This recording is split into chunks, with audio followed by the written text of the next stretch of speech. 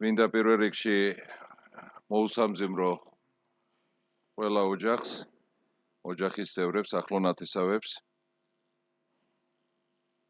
იცით, რომ ჩვენს რეგიონში დიდი ტრაგედია დატრიალდა, კერძოდ ხელვაჩაურის მუნიციპალიტეტში, სოფელ ჯოჯოში მეწყერმა 5 ადამიანის იზრხერფლა და მართლაც მწუხარება გამოუხატოთ ყველას, მის ოჯახს, ოჯახის წევრებს. მაგრამ ფაქტია, რომ სტიქია ხდება, ის რაც ვაკვირდებით ბოლო 3 თვის განმავლობაში, უკანონოდ ბევრიც რომ არ ვთქვათ, ძალიან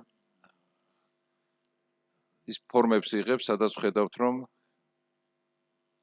ეს ქუჩების დატბორვა, მეწყრული პროცესების განვითარება ყველაზე დიდ პრობლემას იჩენს ჩვენი ქალაქებისთვის და სოფლებისთვის. ეს ყველაფერი პირველ რიგში, რა თქმა უნდა, გამოწვეულია ხელისუფლების არაეფექტური მუშაობიდან გამომდინარე. უკვე უბნებია ქობულეთში 4 უბანი, რომელიც მუდმივად იტბორება.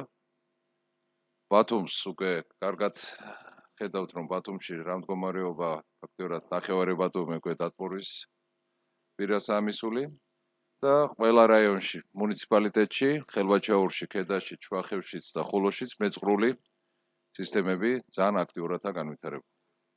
ორიოდე სიტყვით მეგეთყვით, რა თქმა უნდა, შემდეგ ვიმსჯელოთ პრობლემატიკაზე. პირველი და უპირველესი, მართლაც ჩვენი ხელისუფლების დროს შექმნილი იყოს სამაშველო სამსახურები. და ყველას კარგად გვახსოვს, რომ ეს იყო დასაწყისი სამაშველო სამსახურები არა მარტო მოსახლეობის, ტურიზმის განვითარებისაც ვფიქრობდით და 2000 ყიდულობდით, აღჭურვეთ სპეციალური ტექნიკით მიდიოდა მომზადება ამ კადრების და ქართული ოცნების ხელისუფლებამ ერთი ხელის მოსმით ყველა სამაშველო სამსახური გადაიყვანა ცენტრალურ დაქვემდებარებაში თბილისში, შინაგან საქმეთა სამინისტროს დაქვემდებარებაში. კარგად გვახსოვს, რამდენად ვამზადებდით და ჩაქვში იყო სპეციალური მომზადების ჯგუფი, რომელიც კონკრეტულად აი ასეთ დროს უნდა ჩართულიყო ადამიანების ჯგუფი გადასარჩენად და ბიძინა ივანიშვილმა და მისმა მთავრობამ დაშალა საერთოდ ეს ჯგუფი ჩაქვში, შენობა რომელიც გარემონტებული იყო, მომზადებული იყო. ეხლა უპატრონოდ გდია შეიძლება ითქვას ბოლო 4 წელი. წყლის სისტემებთან დაკავშირებით ჩვენ არაერთჯერ გვითქვამს, მაგრამ ერთ-ერთი ფაქტორი არის KFS პროექტი ბათუმისთვის და მიმდებარე ტერიტორიებისთვის.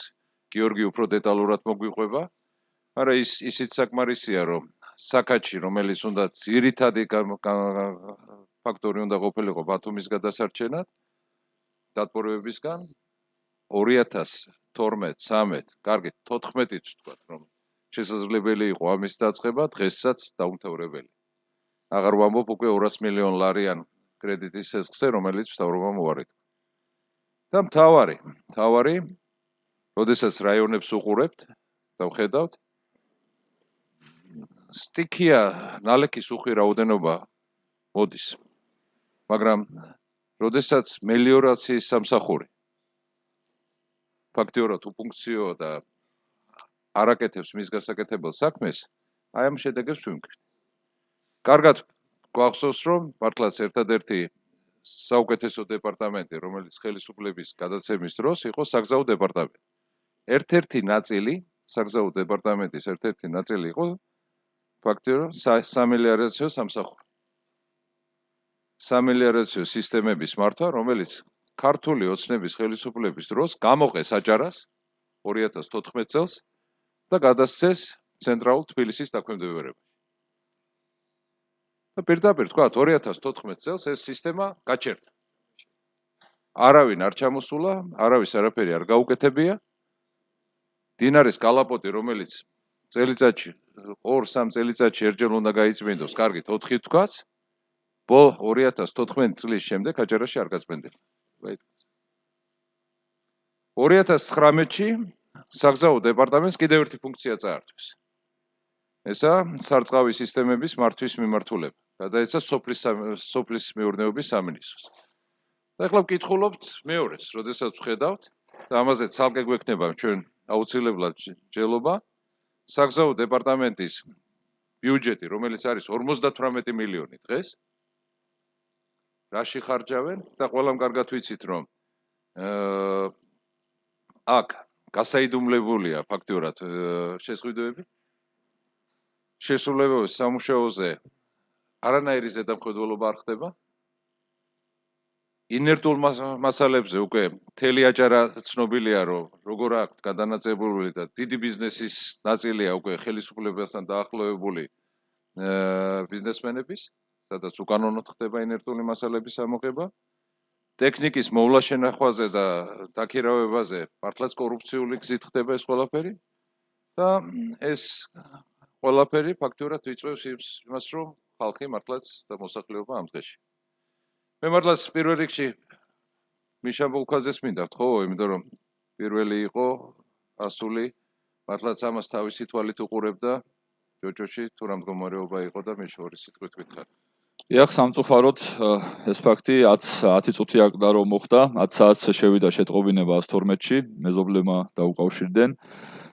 ასევე მეც მომივიდა ინფორმაცია, ვიყავით ბონის კულტურის სახლთან მდინარე იყო გადმოსული და იქ ვეხმარებოდით მოქალაქეებს და ამას იმიტომ უსვამ ხაზს რომ შევძელი მე და 11-ს რო აკდა 10 წუთი ვიყავი ადგილზე. მქონდა ჩართვები და ხელისუფლების არც ერთი წარმომადგენელი ამ დროისთვის არ იყო იქ მისული. შემდეგ მოვიდა მთავრობის თავმჯდომარე და მას მოუწოდე ჩემთან ერთად მოქალაქეებმა დაუპირისპირდნენ და უთხრენ რომ სად არის ტექნიკაო და მას შემდეგ 2:11 წუთზე მოვიდა ტექნიკა. 3 საათზე მეტი იყო უკვე გასული.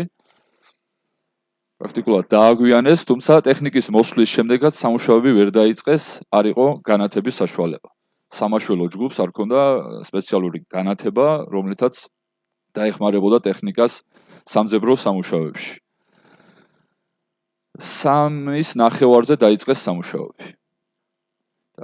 ამის გარდა ასევე ხაზი მინდა გაუსვამ მნიშვნელოვან საკითხს. ამ ოჯახს წლების განმავლობაში ჰქონდა უამრავი განცხადება დაწერილი ფერდამცავი კედლის ჩამოსხმაზე, გეოლოგიური დასკვნაც არსებობს, რაც ოჯახი ადასტურებს ამას და სამწუხაროდ ეს სახთან ერთად განადგურებული არის, რაც სახში ჰქონდათ დოკუმენტები. ჩვენ აუცილებლად მოვიძიებთ, თუ მერიამ არ გააქრო ეს დოკუმენტები, მერიის სამსახურებიდან და წლების განმავლობაში ვერ გამონახა სახსრები მერიამ, რომ ჩამოესხა ფერდამცავი კედელი. ასევე ხაზი მინდა გაუსვა მარტის თვეში ბიუჯეტში გააკეთეს კორექტირება და 9 მილიონამდე ლარი ამოიღეს ფერდამცავი კედლების ჩამოსასხმელად, რაც იყო გამზადებული პროექტები და შესაძლებელი იყო, რომ ეს ოჯახიც დაცული ყოფილიყო და დავამატებ იმას, ამ თანხებით შეიძინეს 3 პიკაპის ტიპის ერთეული მერმა საკრებულოს თავმჯდომარემ და მერის მოადგილემ. ეს კარგად იცის საზოგადოებამ. ამასთანავე მინდა აღვნიშნო, რომ არა მხოლოდ ჯოჯოში, ხელვაჩაურის ბევრ სოფლებში არის მეწყრული პროცესები, 200-მდე მეწყერი არის, ასევე არის 90-მდე მეწყერი, რომელიც სახთან არის მისული და მიუხედავად მოქალაქეებისა 112-ში დარეკვისა, მიუხედავად მერიაში გუშინ შეიტანეს და დღეს შეიტანეს განცხადებები, იქ არც ერთი მერიის სამსახური არ არის მისული და მე მოუწოდებ ვისარგებლებ შემთხვევით მოუწოდებ მერს სასწრაფოდ გაუშვას გეოლოგები და შეისწავლონ ეს ადგილები, სადაც მეწყრული პროცესები არის, რადგანაც არავინ არ ვიცით განმეორებით წვიმის შემდეგ რა მოუვა ამ ოჯახებს.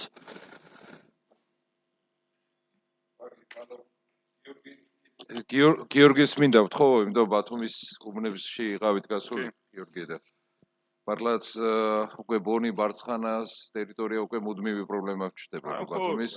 ჩვენი ოფისის მიმდებარედაც აღმაშენებლის გაბზიდვაც ყველა ვნახე რომ დინარე მოდიოდა ისე როგორც ყველა. ძალიან მოკლედ ვთქვათ, პრობლემები ქალაქში ძირითადად ბუნებრივია ეს იყო მდინარეების პირას, სამწუხაროდ ბარცხანაში ბაქრაძის ქუჩაზე მოხდა სახლის ნაწილის ჩამონგრევა, ასევე ტრადიციულად ძალიან რთული ვითარება იყო მდინარე ყოროლის წყლის რაღაცა ნაპირზე თამარის დასახლებაში, ცხოვრობს 10 ოჯახი, მათ ნაწილს სახლების აკუთრებაში აქვს, ნაწილი ელოდება აღიარებას, თუმცა ამას ჩემს არ აქვს მნიშვნელობა, 10-ვე ოჯახი ყოველი გაწვიმების დროს არის იმ რისკის ქვეშ, რომ შეიძლება, თავის სახლები მდინარემ წაიღოს. 5 თუ 6 წელია წელიწადში რამოდენიმეჯერ საგზაო დეპარტამენტი, რა ვიცი, სხვადასხვა ხელისუფლების სხვადასხვა შტოს წარმომადგენლები მათ პირდება, რომ ნაპირსამაგრი მოეწყობა, იმიტომ რომ სხვანაირად წარმოუდგენელია საერთოდ, ან ნაპირსამაგრი უნდა მოეწყოს და ამ ადამიანებმა მშვიდად უნდა დაიძინონ, ან ხელისუფლება უნდა მივიდეს და ეს ადამიანები აქედან გადაიყვანოს. წინააღმდეგ შემთხვევაში სრულიად შესაძლებელია, რომ არც თუ ისეთი პატარა წვიმის პირობებშიც კი დინარემ 10-ვე საცხოვრებელი სახლი წაიღოს. ისევე როგორც სხვაგან ხელისუფლების წარმომადგენლები, რა თქმა უნდა, იქაც დაგვიანებით ძალიან გვიან მივიდნენ, მას შემდეგ რაც წყლის დონე 1 მეტრით დაიწია და ასე შემდეგ. ზოგადად საერთოდ ქალაქში სანიაღვრე წყლების პრობლემა სამწუხაროდ ჯერ კიდე დგას. თქვენ დასაწყისში ახსენეთ და რა ვიცი, კიდევ ერთხელ მინდა კარგად ავხსნა, მაშინ როცა ბათუმში KFS-თან მოლაპარაკების შედეგად წყლისა და კანალიზაციის სისტემის რეაბილიტაცია დაიწყო, რა თქმა უნდა, კომუნალური ინფრასტრუქტურა სრულად შეცვლილი იყო ამ ქალაქში და სანიაღვრე არხების მოწყობაც პარალელურ რეჟიმში მიმდინარეობდა. KFS-თან წარმატებული მოლაპარაკებით თავის დროზე თქვენი უშუალო ჩართულობით პირველ რიგში და მე ყველასი იქნა შეაძლებელი, რომ KFM გამოყო 7 მილიონი ევრო, რომელიც გულისხმობდა სატუმბის სადგურის მშენებლობას ბათუმში. ეს არის ყველაზე მნიშვნელოვანი პროექტი ამ მიმართულებაში. მოგეხსენებათ, არდაგანის ტბა არის ბათუმის სანიაღვრე არხების ძირითადი შემკრები და არდაგანის ტბიდან საქაჩის სადგურის მეშვეობით უნდა მოხდეს ძლიერი წვიმის დროს, მაშინ როცა ამ ყველაფერს თან ღელვაც ერთვის და ზღვა არღებულობს მარტივად სანიაღვრე არხებიდან გასულ წყალს, საქაჩის სადგურის მეშვეობით უნდა მოხდეს ზღვაში წყლის გადატუმბვა. 7 მილიონი ევრო ადგილზე დახვდათ, ანგარიშზე ქონდათ გამზადებული პროექტი. ბოლოვა და პროექტის დამთავრების იყო 2014 წელი. დღესაც არ არის პროექტი დასრულებული. აი ჯავახიშვილის ქუჩა, ხიმშიაშვილის ქუჩა დღესაც მაგის გამო გადაკეტილი, კიდევ მიმდინარეობს მუშაობა. ბანერებზე ჯერ 2018 წელი ეწერა დასრულების თარიღად, მე 2019-2020 წელი სრულდება და ეხლაც კი არ არის პროექტი დასრულებული. ძირითადი პრობლემა რის გამოც ქალაქის თითქმის ყველა უბანი იტბორება, შეგვიძლია ვთქვათ, რომ არის ამ საქაჩის სადგურის არარსებობა და აი 8 წლის დაგვიანებითაც რო არ არის გაკეთებული. ეს არის ერთი მთავარი პრობლემა. გარდა ამისა, თავის დროზე ჟილინის არხის რეაბილიტაციის დროს მოგეხსენებათ რა ამბებიც იყო და მათ შორის იქ იქნა შეცდომები დაშვებული. ჟილინის არხის მიმდებარე ტერიტორიაზე მშენებლობის ნებართვები იმდენად უაზროდ იქნა გაცემული, რომ რეალურად მე ამ არხის რაღაცა კარგად მოწყობა უკვე შეუძლებელი გახდა. ამ ყველაფერს ალბათ ერთ-ერთი მთავარი ასევე ემატება ის, რომ სანიაღვრე არხების სისტემატიური გაწმენდა არ მიმდინარეობს ქალაქში. წლების განმავლობაში ჩვენ ბათუმის მერიას ვთხოვთ და ბათუმის ყავს, რომ ვთხოვთ მოგვაწოდეთ ადგილი, სადაც სანიაღვრე არხებიდან ამოღებულ მასალას ყრით ვთქო. იქ ხო რაღაცა უნდა ამოიღონ და რაღაცა ხო დაყარონ და გვაჩვენეთ სად არის ეს დაყრილი, იმიტომ რომ ჩვენ არ ხვდება ხოლმე ქალაქში სპეციალური ტექნიკა და თანამშრომლები, რომლებიც სანიაღვრე არხებს წმენდნენ. ასე რომ ეს ყველაფერი ჯამში გვაძლევს იმ შედეგს, რა შედეგსაც ვიღებთ, ნებისმიერი პატარა გაწვევების დროსაც კი ქალაქი პრაქტიკულად თავიდან ბოლომდე იტბორება. ერთ ამბავს მინდა კიდე გამოვეხმაურო, რამოდენიმე დღის წინ მე ვიყავი მწვანე კონცხზე, ეს არის მაგნოლიის შესახვევი, ზუსტად ის ადგილია, რომლის ზემოთაც სასოფლო სამეურნეო უნივერსიტეტი იყო და იქ ეხა ბიძინა ივანიშვილი ყველას კარგად გვახსოვს ეს ნობელი ამბები კაპიკებს ჩაიგდო ხელში და ბოტანიკური ბაღის თავზე რეალურად ბათუმი პანორამას აშენებს, თავის ბიზნეს ცენტრს იშენებს ახალს. თავისი მშენებლობის ქვემოთ ცხოვრობს 7 ოჯახი. დაახლოებით 1 თვის წინ მოხდა დამეწყვრა ამ მშენებლობის გამო, მოხდა დამეწყვრა იქაურობის და მართლა ღვთისწყალობით გადარჩა 7 ოჯახი 3 მეტრით გვერდით რომ მოხდარიყო 7-ვე ოჯახს წაიღებდა და იქ საპირფარეშო სხვა დამხმარე ნაგებობების ასწლოვანი ხეების ჩატანა მოხდა მოკლედ და დამეწყვრა მოხდა. დასკვნაც კი წამოვიღე, უბრალოდ წერილიც კი წამოვიღე, რომელიც მათ ესე ვთქვათ ბათუმის მერიამ გაუგზავნა, სადაც საუბარი არის იმაზე, რომ ზედაპირული გეოლოგიური დასკვნა მომზადდებაო. ჯერჯერობით არაფერი არ აქვს გაკეთებული, მაგრამ დეტალურ საინჟინრო გეოლოგიურ დასკვნასაც კი არ უკეთებენ ადამიანებს. იქ ცხოვრობს პატარა ბავშვები. არ ვიცი, მე ამის შესახებ Facebook-ზე პოსტიც მქონდა რამოდენიმე დღის წინ, თუ გუშინ თუ ორსები დადებული. მაგრამ მგონია რომ ამას აუცილებლად უნდა მივაქციოთ ჩვენ ყურადღება, იმიტომ რომ ხელისუფლება ამას ყურადღებას არ მიაქცევს, იმიტომ რომ ძალიან დიდი ხანია ეგ ამბავი მიდის. აქ მაცხოვრებელი ადამიანები ან სასწრაფო წესით უნდა იქნენ გაყვანილი, ან ხელისუფლებამ უსწრაფესად უნდა ჩაატაროს დეტალური გეოლოგიური კვლევა და მოეწყოს იმგვარად იქ სიტუაცია, რომ ცხოვრება იყოს შესაძლებელი. მივიღებთ იგივე შედეგს, რაც მოხდა ჯოჯოში. ავიც ეს არის ძალიან მოკლედ იმ ვითარების შესახებ, რაც იყო ბათუმში და რა პრობლემებიც გვაქვს. ხო, მთავრესი არის ის, რომ მივდივართ ხელისუფლების უნარო უნიათობიდან დაწყებული, რა ვიცი, მაღალი კორუფციის დონემდე. დიდი მადლობა გიორგი, გია აბულაძეს ვთხოვ, გიაც იმყოფებოდა ადგილებზე, მაგრამ ორი სიტყვით ბიუჯეტთან მიმართებაში კი, მოგესალმებით. ბიუჯეტში არის გათვალისწინებული არის როგორ მოქმედებს საერთოდ დღევანდელ დღეს ჩვენ უყურებთ რომ 3 დღის განმავლობაში არანაირი მოქმედება არ არის. მოსახლეობასთან დავდივართ. ფაქტობრივად მოსახლეობა ბევრ მოქალაქეს, უბრალო მოქალაქეს და მადლობა მინდა უთხრა ჩვენი პარტიის ახალგაზრდულ ფრთას რომ შევიდა ბევრ ოჯახში დახმარებისთვის, მაგრამ სადაც არ მივედით, ვისთანაც არ მივედით, სამწუხაროდ მოსახლეობა კიდევ მოლოდინის რეჟიმშია, არავინ არ მისულა, არავის არ დაუთლია, ზარალზე არავის არ მოუკითხია. საერთოდ თანხა არსებობს ამის. ბოდიში გამომჩა ზეღან მნიშვნელოვანი ფაქტი არის გუშინ ერთ-ერთმა ოჯახმა დამიკავშირდა და მინდა ხელისუფლებამ ეს იცოდეს იყვენ ერთ ოჯახში მისული და სახთან მეწყრული პროცესები არის განვითარებული 2 მეტრში და გეოლოგიურ დასკვნაში მიუთითეს 15 მეტრი. იმის გამო რომ ესე იგი ბიუჯეტში არ ასახონ ეს როგორც ჩანს ეს თანხები და აი მოგიწოდებთ რომ ყველა ინფორმაცია მოდის და ასეთ რამეს ნუ გაბედავთ თქვენს კისერზე იქნება თქვენს პასუხისმგებლობაზე ესეთი ფაქტები. მოგესალმებით. პირველ რიგში მინდა აღვნიშნო რომ ძალიან მოსახლეობის ბევრი ოჯახი მოსახლეობისა ცხოვრობს მეწყერსაშის ზონებში და გახსოვთ რომ დავიწყეთ სოციალური სახლების მშენებლობა. ეს არის ერთადერთი გამოსავალი რომ ეს ოჯახები ცხოვრობდეს უსაფრთხო გარემოში და მინდა გითხრათ რომ ამ პერიოდის შემდგომ დაიწყო ჰესების მშენებლობა, რამაც უფრო გააქტიურა.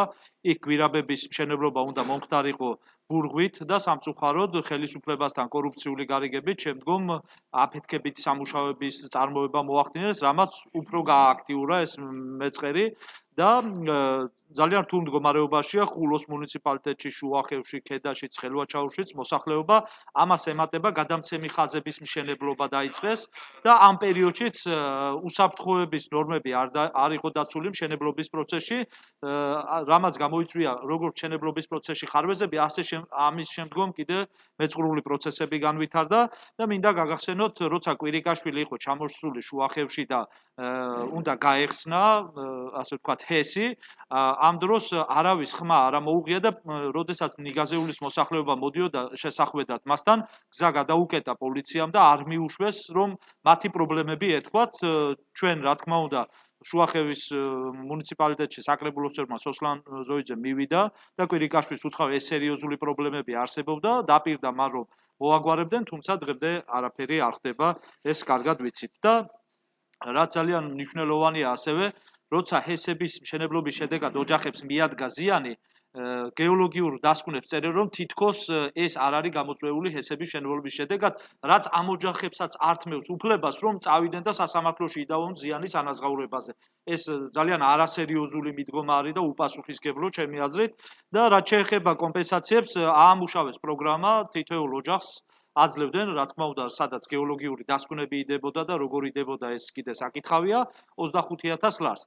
რეალურად ჩვენ ვნახეთ, რომ 15 მილიონ ლარზე მეტი დაიხარჯა დღემდე და ეს ოჯახები, ვისაც გასცეს 25,000 ლარი, მათი უმეტეს ნაწილს საცხოვრებელი ბინა არ გააჩნია. იმიტომ რომ აი დღეს თუ გადავიანგარიშებთ დოლარის კურსზე, 25,000 ლარი 10,000 დოლარიც არ არის და როდესაც აძლევ ოჯახს სოციალური სახლის გარეშე რომ ამით უნდა იყიდოს ბინა ან საცხოვრებელი, უბრალოდ წინას არ ვიცით რომ ის ვერ ყიდულობს ამ ბინას, ნახულობს ნათესავს ან მეგობარს, ვისაც ბინა აქვს, დროებით უფორმებენ ამ ბინას, შემდგომ ღებულობენ თანხას და რეალურად საცხოვრებელი ბინა არ არსებობს ამ ოჯახებისთვის და ასეთი ძალიან ბევრი ოჯახი სამწუხაროდ არის ოცნების დასახლებაში, მათაც დაპირდა ხელისუფლება რომ საცხოვრებელ ბინებს აუშენებდა, თუმცა ვნახეთ რომ 582 ბინა შენდება და იქ რეალურად ცხოვრობს დაახლოებით 2000-მდე ოჯახი, თუმცა ხელისუფლებამ გვითხრა რომ 1700 ოჯახი აღვრიცხეთო. ამიტომ არაეფექტური იყო ეს 25,000 ლარიანი პროგრამა, რეალურად 15 მილიონ ლარზე მეტი გადაიყარა წყალში და ეს ოჯახები დღემდე საცხოვრებელი ბინის გარეშეა, ამიტომ არის ერთადერთი გამოსავალი სოციალური სახლების მშენებლობა და ჩვენს პროგრამაში ზუსტად ეგ არის რომ ვინც ცხოვრობს თუგინას ბათუმში აჭარის ტერიტორიაზე, ბარაკებში, ვინც არის ასე ვთქვათ, ავარიულ და ბარაკული ტიპის სახლებში, ასევე მეწყერსაშის ზონებში, ეკომიგრანტები ვინც არიან და ოცნების დასახლებაში მცხოვრები ოჯახებისთვის აუცილებელია ამუშავდეს საცხოვრებელი სოციალური სახლების მშენებლობის პროგრამა. რაც შეეხება დახმარებას, ეხლა როცა ბოლო პერიოდში იყო მეწყრული პროცესები, სამწუხაროდ უკვე სარეზერვო ფონდიდან თანხები ამოწურულია და ბიუჯეტში არ აქვს თანხა რომ გაიცეს დახმარება მოსახლეობაზე. ერთადერთი გამოსავალი არის, რომ ცენტრალურმა ხელისუფლებამ უნდა დაეხმაროს, სხვა საშუალებები და რესურსები არ არსებობს აჭარის ბიუჯეტში და პასუხიც არ აქვს მოსახლეობას, რას გააკეთებენ ეხლა უახლოესი დღეების განმავლობაში, როგორ დაეხმარებიან, უფრო მეტიც აი გზები ჩაკეტილია ზოგიერთ სოფელში დღემდე, აი მეცხოვრული პროცესების გამო და ესეც კი არ არის გაწმენდილი, გუშინ გვიკავშირდებოდნენ ხელვაჩაურის მუნიციპალიტეტიდან. მადლობა გია. ყველას ყველამ დავინახეთ. მე მეგობრებო გთხოვთ რომ აუცილებლად ჩვენ რა ჩამოთვალეთ პრობლემები. და ყველა შემთხვევაში ის სტრუქტურები რომ უნდა ამუშავდეს და მუშაობდეს, ესაა სამაშველო, ესაა მელიორაცია, ესაა სარწყავი არხების, რა თქმა უნდა გაძლიერდეს ცალკე ჯგუფი გეოლოგიის დეპარტამენტი და ცალკე გეოლოგებთან ერთად მოგვიწევს მუშაობა. და მთავარი მართლაც გვჩება ის რომ ეს დღეებიც რომელიც ხალხი მიტოვებულია ხელისუფლებისგან და მთავრობისგან მე ძალიან გთხოვთ რომ ქობულეთშიც, ბათუმშიც, ხელვაჩაურშიც, რა თქმა უნდა მთიან აჭარაშიც მაქსიმალური კომუნიკაცია გქონდეს მოსახლეობასთან რომ ავიღოთ ყველა ინფორმაცია. სადაც შევძლებთ, შევიდეთ, დავეხმაროთ, გვერდზე დაუდგეთ. დღეს მართლაც მოსახლეობას ყველაზე დიდი პრობლემა უდგას მხარდაჭერა ჭირდება. ერთ-ერთი არგუმენტი გია, რომელიც გუშინაც მოვისმინე მე ხულოში, მოსახლეობასთან მიდიან, აი მე კი მინდა დახმარება, ეხლა არჩევნებია და საარჩევნოდ არ შემიძლია. არჩევნებამდე არაფერი. და მერწმუნეთ რომ არჩევნების შემდეგაც ეს ხელისუფლება არაფრის გამკეთებელი არაა.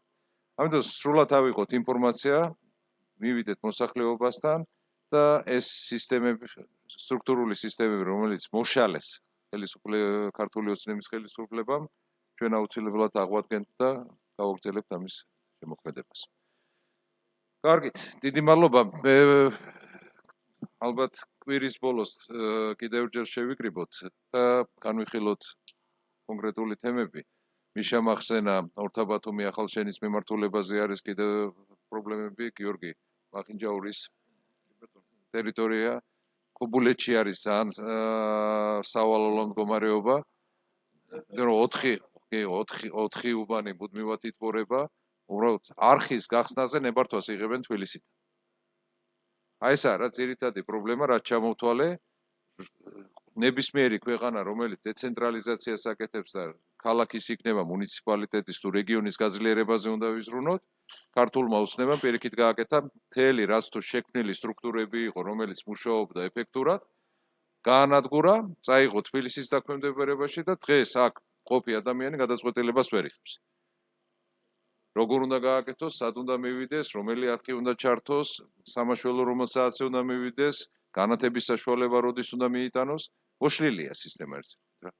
და ამ სისტემას აუცილებლად ავაწყობთ და იმუშავებს. დიდი მადლობა.